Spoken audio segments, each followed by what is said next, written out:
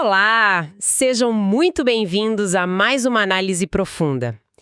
Hoje é terça-feira, 3 de março de 2026, e o nosso mergulho no material de hoje promete transformar completamente a maneira como os líderes de negócios, gestores e empreendedores que nos acompanham enxergam o futuro dos seus mercados. Com certeza. A nossa pauta foca naquela que é, de longe, a oportunidade de crescimento mais rápida e, paradoxalmente, a mais negligenciada do mundo corporativo. Estamos falando da economia da longevidade. É um tema urgente. Muito. E para guiar nossa discussão, nós trouxemos fontes fascinantes, ancoradas principalmente em duas obras fundamentais. A primeira é o livro The Longevity Economy, do pesquisador Joseph Kauflin. Fundador do Age Lab do MIT, diga-se de passagem. Exatamente. E a segunda fonte é o artigo científico de mesmo nome, The Longevity Economy, de autoria do economista Andrew Scott, que foi publicado na prestigiada revista The Lancet. Bom, é um grande privilégio estar aqui para essa troca de ideias e veja bem, o momento para debatermos isso não poderia ser mais estratégico. A missão da nossa análise hoje é desconstruir um mito persistente, quase folclórico, eu diria. E perigoso para os negócios. Extremamente perigoso para as finanças globais.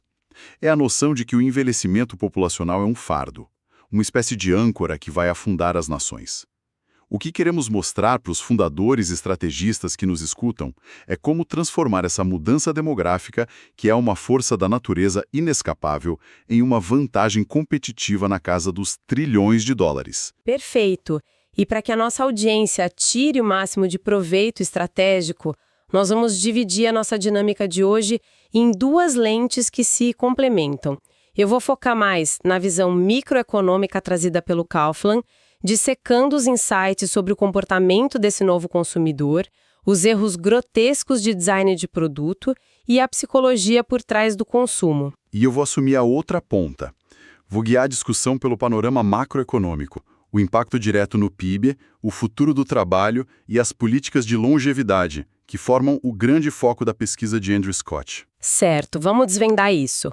Para dar o pontapé inicial, nós precisamos olhar para o passado e entender que a ideia que temos hoje sobre a velhice é, em grande parte, uma construção social. Uma ficção, na verdade. Sim, uma ficção inventada que engessou o mercado de um jeito absurdo.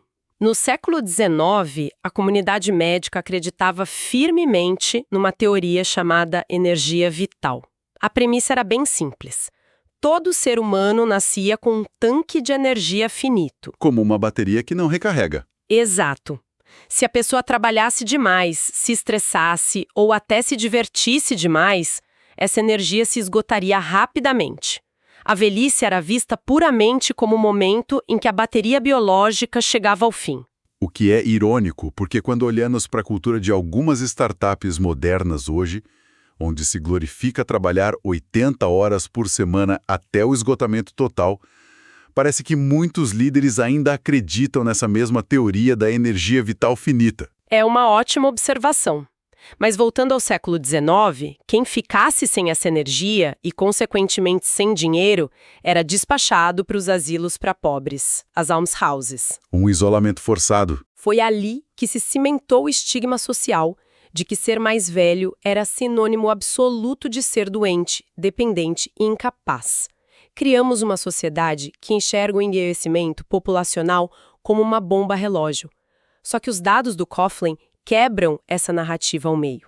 Apenas nos Estados Unidos, a população com mais de 50 anos movimenta cerca de 8 trilhões de dólares anuais. 8 trilhões. É um oceano de capital. Isso definitivamente não é uma bomba relógio. É um motor de consumo mais poderoso do planeta Terra. O que é fascinante aqui é que, quando olhamos para os dados macroeconômicos trazidos por Andrew Scott, a lente muda completamente.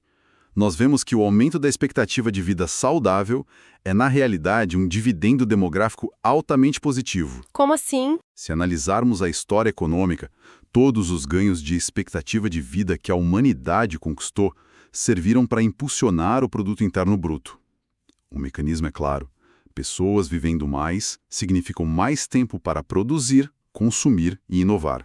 Faz sentido. A grande diferença é que, no passado, esses saltos econômicos vieram da redução da mortalidade infantil e da cura de doenças na meia-idade.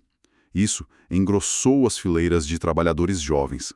O desafio agora, que Scott pontua com uma clareza ímpar, é fazer com que esses mesmos ganhos econômicos ocorram para a parcela da população acima de 65 anos. Canalizar essa energia de forma produtiva? Exatamente. Se essas pessoas estão vivendo vidas mais longas, mais lúcidas e saudáveis, essa longevidade precisa ser canalizada como um motor para a economia, jamais tratada como um peso num balanço contábil. E aqui me vem uma reflexão instigante para passarmos para o próximo nível. Se o dinheiro está na mesa, como os líderes de negócios que nos ouvem podem capturar esse valor? Porque o que vemos hoje é uma tentativa bem desajeitada de abraçar a chamada economia prateada. Muito desajeitada. As fontes que estamos analisando fazem uma crítica bastante contundente a essa abordagem. Como as empresas que lucram com o descarte rápido ou com segmentação pura por idade conseguem se adaptar a um cenário onde a vida se alonga tanto? O contraponto a essa visão limitante da economia prateada é exatamente o que vai separar as empresas que sobreviverão daquelas que ficarão pelo caminho. Do ponto de vista macroeconômico, rotular algo como prateado é quase um tiro no pé. Restringe o público. Restringe demais. Quando o mercado foca apenas em criar produtos para idosos, os resultados costumam ser de nicho. O artigo do Scott cita um dado impressionante. No Japão já se vendem mais fraldas para adultos do que para bebês. Nossa! Isso é muito revelador. É fenomenal para o balanço financeiro da fabricante específica dessas fraldas. Mas para o PIB global, isso representa apenas uma transferência de participação de mercado. Vender uma fralda geriátrica no lugar de uma fralda infantil não gera um novo crescimento econômico estrutural. Apenas muda o destinatário de um produto básico. Perfeito. Por esse exato motivo, Scott nos apresenta o conceito da economia evergreen, ou seja, uma economia perene, que se renova continuamente. Que exige uma mudança radical de postura das marcas. Fundamentalmente. A economia perene não olha para a velhice como uma fase de declínio a ser administrada.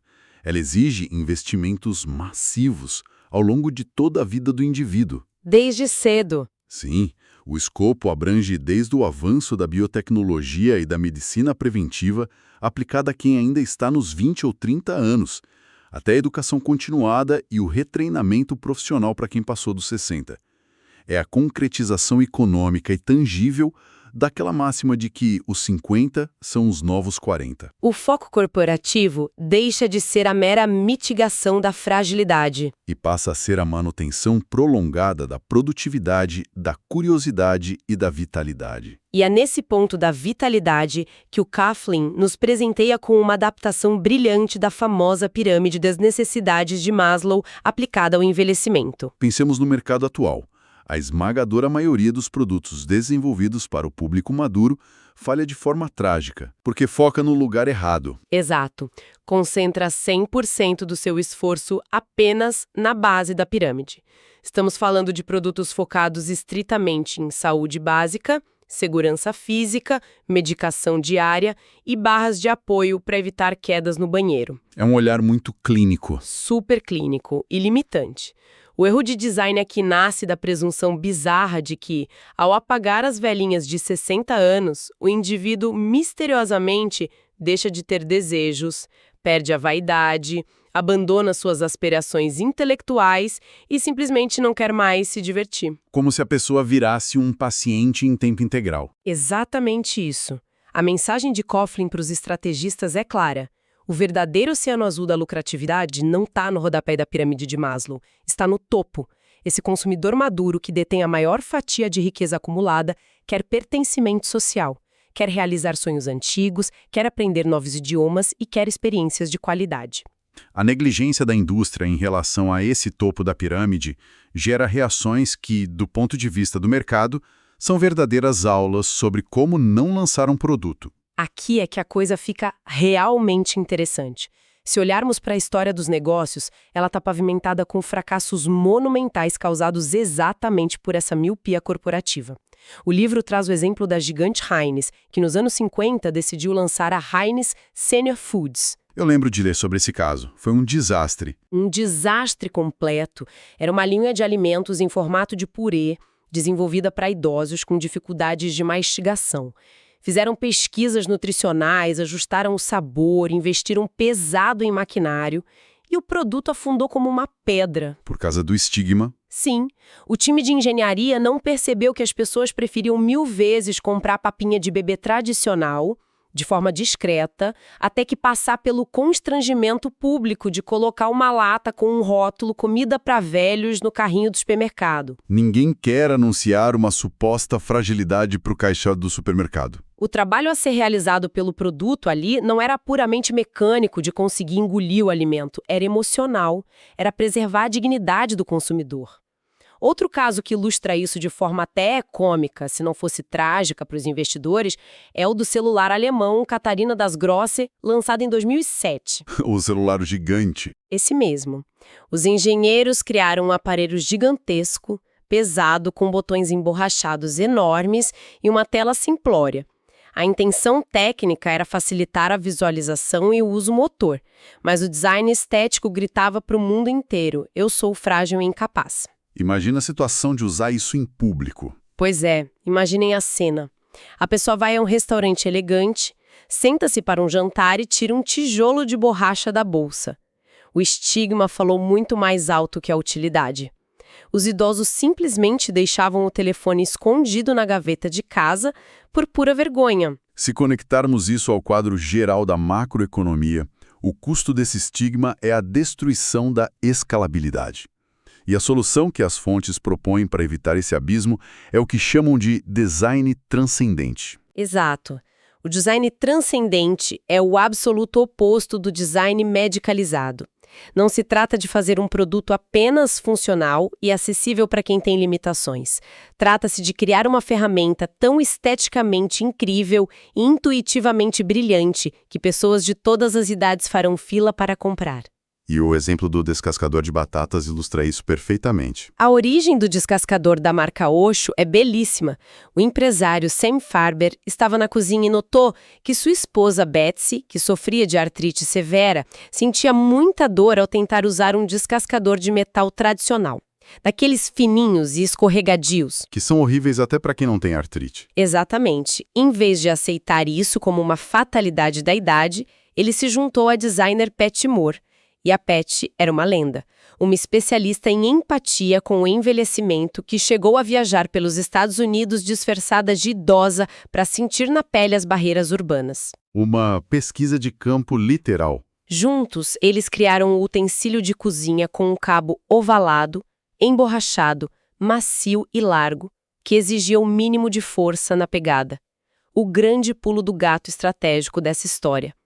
Eles não colocaram o produto numa caixa hospitalar e o venderam em farmácias como um auxílio médico para mãos com artrite. Venderam como um produto premium de cozinha. Colocaram nas prateleiras das melhores lojas de departamento e o venderam simplesmente como o melhor descascador de batatas que o dinheiro poderia comprar. O sucesso foi estrondoso entre chefes de cozinha de 20 anos e donas de casa de 70. Se trouxermos isso para o mundo atual, o iPhone é o ápice do design transcendente. Sem dúvida. Ele tem recursos de acessibilidade fantásticos, escondidos no sistema, que ajudam quem tem perda de visão ou de audição. Mas o aparelho em si é um símbolo de status e modernidade. Ele resolve o problema sem infantilizar ou estigmatizar o usuário. O impacto macroeconômico do design transcendente é colossal. Quando uma inovação tecnológica é desenhada de forma genuinamente inclusiva, sem criar esses guetos etários constrangedores, ela ganha a capacidade de impulsionar o consumo em massa. O volume de vendas dispara. E os custos caem. Exato. Ao ganhar escala global muito mais rapidamente, os custos de produção despencam. Essa redução de custo democratiza o acesso e reduz brutalmente as desigualdades em soluções de saúde preventiva e engajamento digital. Passamos a ter mercados fluidos e intergeracionais. Que é o que sustenta a economia. Sustenta o crescimento do PIB. Em vez de uma economia fragmentada, onde empresas perdem rios de dinheiro, tentando empurrar produtos bege para um público que se recusa a comprá-los. E se o objetivo final é criar esses produtos intergeracionais de sucesso, os estrategistas e líderes de inovação que nos acompanham precisam entender quem é a figura central desse tabuleiro: a rainha do xadrez.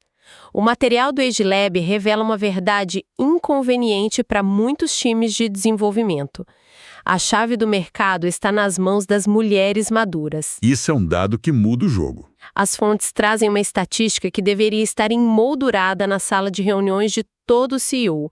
As mulheres influenciam ou decidem 64% de todas as compras realizadas globalmente. Elas não apenas compram para si. Elas gerenciam o ecossistema familiar inteiro. Compram para os filhos, gerenciam as finanças da casa, compram para os maridos e, crucialmente, são as maiores cuidadoras não remuneradas de seus próprios pais envelhecidos. Isso faz delas o que Coughlin chama de usuárias líderes. Estão na linha de frente. Testando planos de saúde, organizando logística familiar, lidando com a burocracia médica e usando utensílios domésticos. Elas identificam os gargalos, as falhas de design e as necessidades de mercado muito antes de qualquer engenheiro de software de 25 anos trancado num escritório na Faria Lima sequer sonhar que o problema existe. Essa assimetria de informação é gritante. Trata-se de uma vantagem estratégica monumental que o mercado financeiro e a indústria de capital de risco teimam em ignorar. E a diferença comportamental entre os gêneros na hora de projetar o futuro é fascinante. O Age Lab conduziu pesquisas para entender o que vem à mente das pessoas quando visualizam a vida após o encerramento da carreira primária.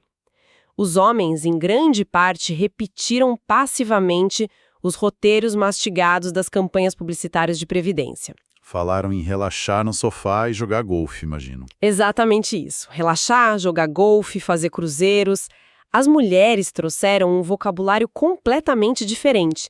Elas buscaram palavras como realização pessoal, paz de espírito, novo propósito e conexão comunitária. Elas enxergam a janela da longevidade com uma clareza infinitamente maior. E tem um caso de negócios que reflete isso perfeitamente, não tem? Sim. O exemplo esplêndido de como pegar essa visão feminina e transformar num modelo de negócio altamente rentável é a startup Stitch, fundada por uma empreendedora chamada Marcy Rogo. Ao analisar o mercado, ela percebeu que o grande vilão não declarado do envelhecimento, aquele que destrói a saúde e acelera o declínio cognitivo, era o isolamento social. A solidão mata tanto quanto o tabagismo. Mas a genialidade dela foi não tentar resolver isso criando um tratamento médico frio ou um botão de pânico para emergências. Ela desenhou uma plataforma de comunidades, conexões e encontros sociais. Monetizou o combate à solidão com dignidade. Promovendo encontros reais. Eventos, viagens em grupo, conversas. Ela entregou diversão e normalidade para pessoas com mais de 50 anos, criando valor real e sustentável. Mancas mais subestimadas e poderosas para gerar o próximo ciclo de crescimento econômico global. É um desperdício ignorar isso. O setor de tecnologia e inovação ainda é predominantemente jovem e masculino. Isso cria pontos cegos do tamanho de continentes inteiros no design de produtos. Apostar no capital intelectual dessas usuárias líderes não é um exercício de caridade ou cota de diversidade. É a estratégia financeira mais analítica e inteligente que um fundo de investimento pode adotar. E por falar em quem vai sustentar as inovações de amanhã, é imperativo olharmos para além da prateleira do supermercado. O papel da população madura transcende o consumo.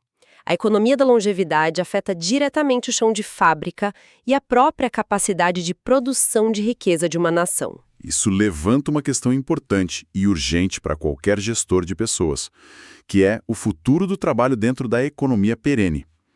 O modelo mental herdado do século XX, onde um indivíduo estuda até os 20, trabalha até os 65, se aposenta e sai de cena, está matematicamente quebrado. Não se sustenta mais. Não faz sentido financeiro para o sistema de previdência e não faz sentido demográfico. Estamos migrando rapidamente para um modelo que Scott define como carreiras de múltiplos estágios, com períodos de requalificação, pausas sabáticas e transições para novas indústrias aos 50 ou 60 anos. Mas as empresas acompanham isso? Esse é o problema.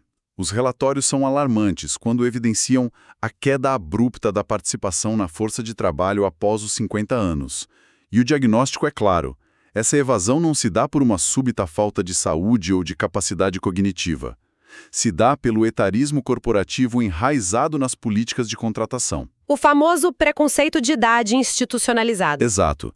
As organizações assumem de maneira equivocada que a idade cronológica é um único termômetro válido para medir o declínio da produtividade e da capacidade de adaptação tecnológica. A ciência de dados nos mostra que isso é um mito contábil. Um mito que custa muito caro para as margens de lucro de quem pratica essa falsa eficiência de substituir um talento experiente por alguém mais jovem e mais barato. E isso me traz à mente o caso formidável da montadora BMW, destrinchado por Coughlin. Esse é um caso clássico de adaptação inteligente. Sim, há alguns anos, a liderança da BMW na Alemanha olhou para os seus gráficos demográficos internos e entrou em alerta vermelho. A força de trabalho nas linhas de montagem estava envelhecendo rapidamente. A resposta padrão da velha economia seria oferecer pacotes de aposentadoria antecipada e contratar recém-formados. E perder todo o conhecimento acumulado. Exato. A BMW percebeu que perder esses mestres da manufatura que conheciam cada engrenagem e cada variação de ruído dos motores seria um desastre absoluto para a qualidade final dos veículos. O conhecimento tácito iria evaporar. Então eles mudaram o ambiente. E longe de ser um ato de benevolência, foi pragmatismo puro. Eles investiram na adaptação ergonômica da linha de montagem. Substituíram o piso de concreto duro por pisos de madeira que absorvem o impacto nas articulações. Uma mudança simples com um impacto físico imenso. Instalaram telas de computador maiores, com fontes mais fáceis de ler, forneceram exoesqueletos leves para apoiar os braços em tarefas repetitivas e flexibilizaram os turnos. O retorno sobre o investimento foi espetacular. A montadora não apenas reteve o know-how crítico de seus funcionários sêniores, como viu a taxa geral de defeitos despencar. E ainda beneficiaram os mais jovens. Perfeito. Criaram um ambiente de fábrica tão bem planejado que se tornou menos exaustivo e mais seguro para os trabalhadores mais jovens também. Foi um ganha-ganha irrefutável, provando que desenhar um ambiente pensando na longevidade eleva o padrão de produtividade da operação como um todo. O caso da BMW tangibiliza como a adaptação proativa, aliada ao respeito pelo capital intelectual, gera uma barreira de proteção formidável contra a retração demográfica. À medida que as taxas de natalidade globais despencam e a entrada de novos jovens no mercado diminui, reter e engajar a força de trabalho madura deixa de ser pauta exclusiva de recursos humanos. Passa a ser o quê? Passa a ser uma questão de segurança nacional e sobrevivência empresarial. Desperdiçar esse volume de capital humano especializado é um luxo contábil que nem as empresas, nem as nações podem mais sustentar se quiserem manter a curva de crescimento do PIB apontando para cima. Então, o que tudo isso significa para fecharmos o nosso raciocínio de hoje? Para os líderes fundadores e estrategistas que dedicam seu tempo ouvindo esta nossa análise, a mensagem estrutural é cristalina. A verdadeira e lucrativa economia da longevidade não pede caridade. Ela exige empatia radical, atrelada a uma visão de negócios de longo prazo. Exato. Aqueles que insistirem na teimosia de desenhar produtos bege, estigmatizados, focados apenas na mitigação de doenças e alicerçados no velho mito da bomba-relógio, verão suas margens derreterem. Ficarão irremediavelmente para trás.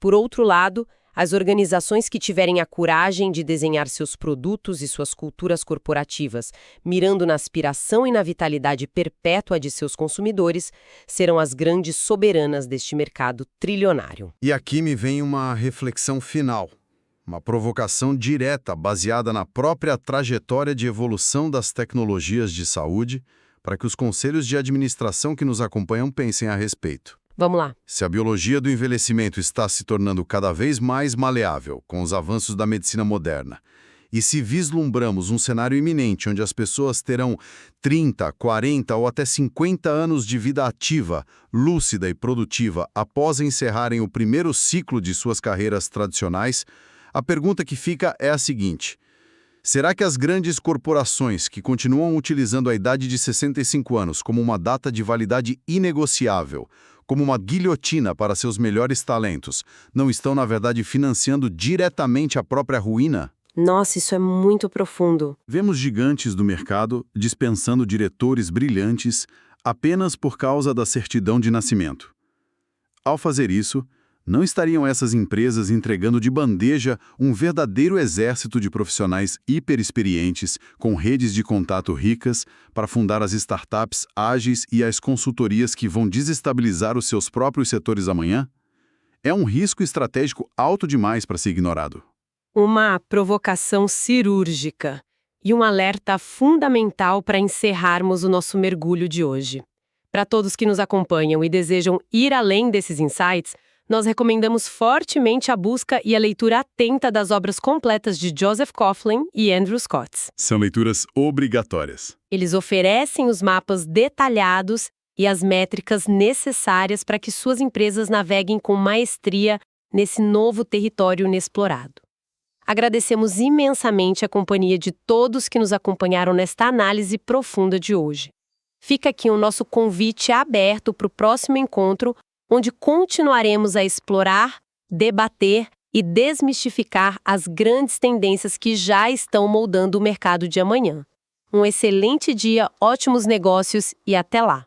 Muito obrigado a todos pela escuta cuidadosa e até a nossa próxima análise.